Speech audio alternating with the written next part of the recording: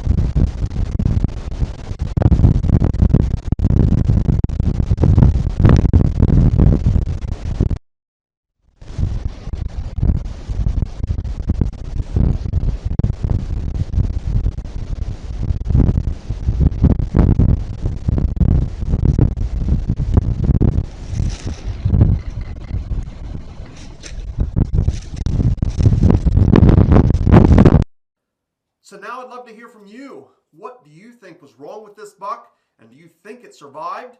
The last video I showed you was the last video that was on this camera, or at least of this deer. I had many other videos following that capture, but they were not of this buck. My initial thoughts by looking at the deer is possibly it had hypothermia. By looking at the information bar on that trail camera, it was obviously cold that morning. The deer was definitely struggling as it came into view, was shaking and then fell, or at least laid down awkwardly. Stayed there for quite some time before getting up and slowly walking off. And again, that was the last video that this trail camera took of that buck. Other observations that I made were the deer's body weight did not seem to be terrible. If he had some sort of disease or medical issue, I don't feel that it had been for a very long time, because he definitely wasn't as skinny as some deer that I have seen that struggled with an illness or disease for long term. They get much skinnier than that.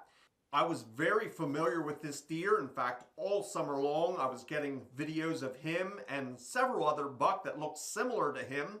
I could always distinguish this deer because of his brow tines. His right brow tine was easily identifiable. On the left side of his antlers, it was a very small brow tine, or just a bump. I had several other deer in the area that looked very similar to him, but on all those deer, you could tell the difference which one you were looking at by looking at the brow tine. Other observations I made even throughout the summer is this buck always had hair that looked like he was having a bad hair day. If you look across his back, there was some splotches of hair that always looked out of place, and it may be some indication that something's going on medically with this deer. When I observed these videos from the trail camera and seeing how bad the deer was stumbling and shaking and then sort of falling down, I assumed that this deer was in extremely bad shape and that he may not last much longer. The interesting thing is, I checked some additional trail cameras on my farm, and the very next day I had video of this buck. And the trail camera that I captured him on the next day was located near a small stream. In fact, this stream was froze over because of the cold weather, and I captured videos of this buck licking that ice. So could this deer simply have been dehydrated the day before when I captured the video of him stumbling and falling down? Well, fast forward to this week and I'm still getting captures of this buck. He's been on several different trail cameras throughout the last week or two, and he doesn't look any worse for wear. Now, he still has that telltale bad hair day look, but overall he doesn't look to be in bad physical condition, especially not compared to what he was there on December 22nd. So in summary, again, I'm amazed at the toughness of these animals. By viewing that original videos or series of videos, I personally would have thought that this deer was on death's door. And although we still have much of the winter to go, several weeks later, that buck appears to be doing much better than he was in that original series of videos. So again, I'd love to hear from you. Have you had a similar experience? Or maybe another story to demonstrate how tough these white-tailed deer are? Maybe you have a totally different theory on what you think was wrong with this particular buck on that first series of videos. I'd love to hear from you, so please leave your comment down in the comment section. I want to thank you for watching, and we'll see you in the next video.